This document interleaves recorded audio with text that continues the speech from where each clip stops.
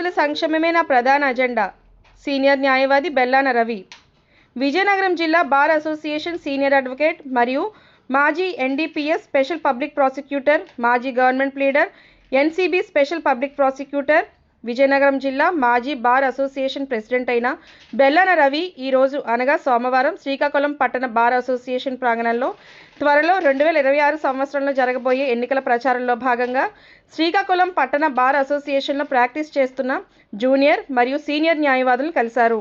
ఈ సందర్భంగా ఆయన మాట్లాడుతూ న్యాయవాదుల సంక్షేమమే నా ప్రధాన అజెండాగా ఆయన తెలిపారు. అనంతరం విజయనగరం జిల్లా మాజీ బార్ ప్రెసిడెంట్, మాజీ పార్లమెంట్ సభ్యులైన బెల్లాన చంద్రశేఖరరావు తన తమ్ముడైన బెల్లాన రవికి తమ అమూల్యమైన ఓటు వేసి గెలిపించవలసిందిగా ఈ సందర్భంగా తెలిపారు. అనంతరం సీనియర్ న్యాయవాది, మాజీ పబ్లిక్ ప్రాసిక్యూటర్ అయిన వాన కృష్ణచంద్ మాట్లాడుతూ పట్టణ బార్ అసోసియేషన్ సభ్యులు ప్రాక్టీస్ చేస్తున్న న్యాయవాదులు రవికి ఓటు వేయవలసిందిగా ఈ సందర్భంగా తెలిపారు.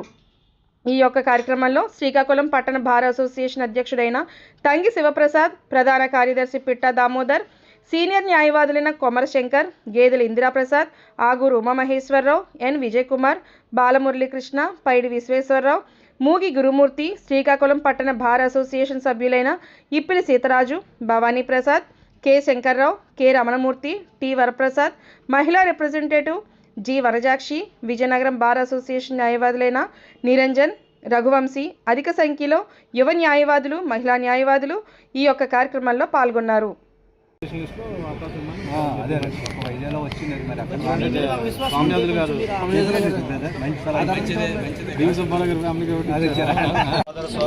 న్యాయవాదులందరూ కూడా నమస్కారం. రేపు ఫిబ్రవరి 13వ తారీఖున జరగబో రాష్ట్ర బార్ కౌన్సిల్ సభ్యుల యొక్క ఎలక్షన్స్లో నేను బెల్లాన రవి అనే నేను బార్ కౌన్సిల్ సభ్యులుగా పోటీ చేస్తున్నాను. నేను గత 35 సంవత్సరాలుగా అడ్వకేట్గా యాక్టివ్ ప్రాక్టీస్ చేస్తున్నాను. నేను విజయనగరం డిస్ట్రిక్ట్ బార్లో ప్రాక్టీస్ చేస్తున్నాను. నేను డిస్ట్రిక్ట్ గవర్నమెంట్ సెక్రటరీగా 7 సంవత్సరాలు, అలాగే మున్సిపల్ స్టాండింగ్ కౌన్సిల్గా 4 సంవత్సరాలు, ఎన్డీపీఎస్ స్పెషల్ టీపీగా 4 సంవత్సరాలు, ప్రస్తుతం ఎన్సీబీ స్పెషల్ టీపీగా పనిచేస్తున్నాను. నా కుటుంబ సభ్యులందరూ కూడా న్యాయవాదులు. నాది న్యాయవాది కుటుంబం కాబట్టి నాకు న్యాయవాదుల తాలూకా సమస్యల గురించి ప్రత్యేకించి తెలుసుకోవాల్సిన అవసరం లేదు. ప్రతి సమస్య గురించి నాకు అవగాహన ఉంది. ఆ సమస్య కోసం మీకోసం నేను మీ వాయిస్ వినిపిస్తానని బార్ కౌన్సిల్లో అన్నవించుకుంటూ, అలాగే ప్రస్తుత జూనియర్ న్యాయవాదులు ఎదుర్కొంటున్న సమస్యలు ముఖ్యంగా వర్కింగ్ కండిషన్స్ సమస్య చాలా ఎక్కువగా ఉంది. ఎందుకంటే ఏ బార్ అసోసియేషన్లో వెళ్ళినా చాలా బార్ అసోసియేషన్లో న్యాయవాదులకి సరిగా కూర్చునేయడానికి కుర్చీలు కానీ, లేదంటే వాష్రూమ్స్ కానీ సరిగా లేవు. అలాగే న్యాయవాదికి పూర్వం నుండి చెట్టు కింద పేరునే నానుడు ఇంకా ఉండిపోయింది. ఎందుకంటే మనం పార్టీతో మాట్లాడాలంటే ఎక్కడో చెట్టు కిందకి తీసుకెళ్ళి మాట్లాడటం తప్ప పార్టీతో కూర్చుని మాట్లాడే పరిస్థితులు లేవు.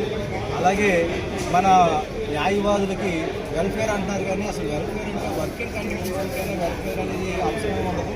వర్కింగ్ కండిషన్స్ బాగా ఉండి మనం ఏ కోర్టుకి మనకు తగిన రెస్పెక్ట్ ఇచ్చి మనకి మన సమస్యలను అర్థం చేసుకుని పనిచేసే వ్యవస్థ ఉన్నప్పుడు ఖచ్చితంగా మన ఈ సమస్యలు మన వెల్ఫేర్ గురించి ఆలోచించాల్సిన అవసరం లేదు. అయితే నేను ఇక్కడ ఒక విషయం ముఖ్యంగా చెప్తున్నాను. ఇదివరకు బార్ కౌన్సిల్లో చాలా ఎలక్షన్స్ జరిగాయి. బార్ కౌన్సిల్లో 25 సంవత్సరాల నుంచి కూడా బార్ కౌన్సిల్ సభ్యులుగా ఉన్న వ్యక్తులు చాలామంది ఉన్నారు. వాళ్ళందరూ కూడా ఈ సమస్య గురించి తెలియవంటే తెలుసు, కానీ ఎవరు కూడా ఆ సమస్య గురించి పట్టించుకోవట్లేదు. నేను మొదటిసారిగా బార్ కౌన్సిల్ పోటీ చేస్తున్నాను. నాకు ఈ అవకాశం ఇవ్వమని మీ అందరినీ కోరుతున్నాను. అలాగే క్రితంసారి పనిచేసిన బాడీ అయితే పూర్తిగా ఫెయిల్ అయిందని చెప్పడానికైతే నేను సంకోచించట్లేదు. ఎందుకంటే welfare stamp 200 welfare stamp almost 250 చేశారు, 100 రూపాయల వెల్ఫేర్ స్టాంపు. అలాగే 250 రూపాయల స్టాంపు రిలీజ్ చేయకుండా 240 రూపాయల లెక్క మళ్ళీ వసూలు చేశారు. దానికి తగ్గట్టు వాళ్ళు ఎటువంటి ఎన్హాన్స్మెంట్, వెల్ఫేర్ పని ఎన్హాన్స్మెంట్ కూడా చేయలేకపోయారు. అలాగే మనకి ఇన్సూరెన్స్ అనేది డబ్బులు కట్టించుకొని ఇన్సూరెన్స్ రాకుండా చేశారు. కాబట్టి నైతికంగా ప్రతి బాడీలో ఉన్న ఏ వ్యక్తి కూడా మళ్ళీ ఓటు అడిగే అర్హత లేదని నేనైతే భావిస్తున్నాను. కాబట్టి మీరందరూ ఆలోచించి మొట్టమొదటిసారిగా పోటీ చేస్తున్న నాకు అవకాశం ఇవ్వండి.